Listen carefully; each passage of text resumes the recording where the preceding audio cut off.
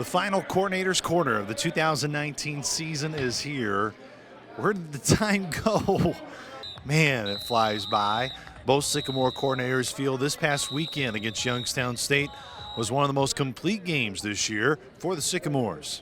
When you looked at it in the run game, there was some really good physicality up front, and in the front seven just in general. And then obviously, some of the safeties that came down and we were able to make some plays. We brought Mike and Denzel, and just as we have all year. And I think that those guys did a great job playing. The front seven really controlling the line of scrimmage.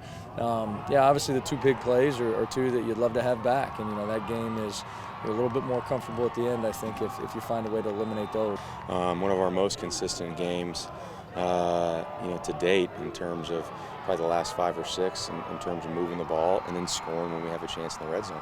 And you still get some opportunities later on in the game where we hurt ourselves with some costly sacks to take us out of field goal range to score in the second quarter, and then later on in the fourth quarter, I think we had an opportunity instead of kicking that field goal, but the guys finished. Indiana State closes out the 2019 season in Springfield, Missouri, against the Missouri State Bears, a program this senior class has never beaten, 0-3, including last year's 29-26 loss, which ended on a 4th and goal touchdown pass from Huslick to Thomas. They know that this is a team that, as I said, we've yet to beat since we've been here. And I think that, 2 years ago at their place, it was another city. It was Explosion Play City, and those guys were up and down the field. And in particular, Huslick, he was the guy that we really struggled with. And then not being able to finish at the end, that one really hurt. And I think that we even had a couple opportunities in that drive, whether it was a dropped interception, a missed stop on 4th down. It's a game that, as we tell our guys all the time, you've got to be emotionally and mentally prepared to win on the last play of the game, and we didn't get it done a year ago. The slogan this season was "Leave no doubt." Making the postseason was the goal. If that wasn't reached, there would be disappointment. There is, and it has been a year filled with multiple messages learned on both sides of the ball. What you look like from week 1 to week 12 or week 13, however you look at it with the bye.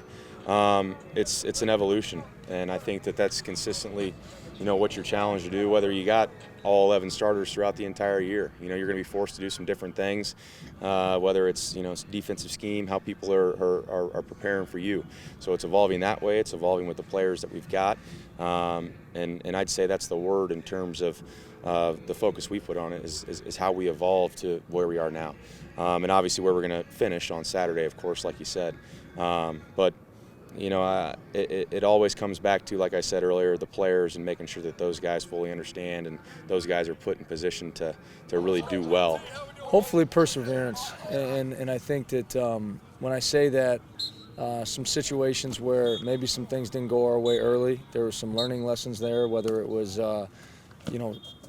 going all the way back to game 1, getting the score and having a chance to win the game and not being able to get a stop on the last drive. Going into week 2, the preparation wasn't great, and we ultimately didn't go out and play the game that we're capable of playing. And then carrying that on over into being able to get back on track the next 2, coming out after the bye week, and then not putting a very good performance together. I just think that but the guys have continued to battle. They've continued to stay together like we knew that they would.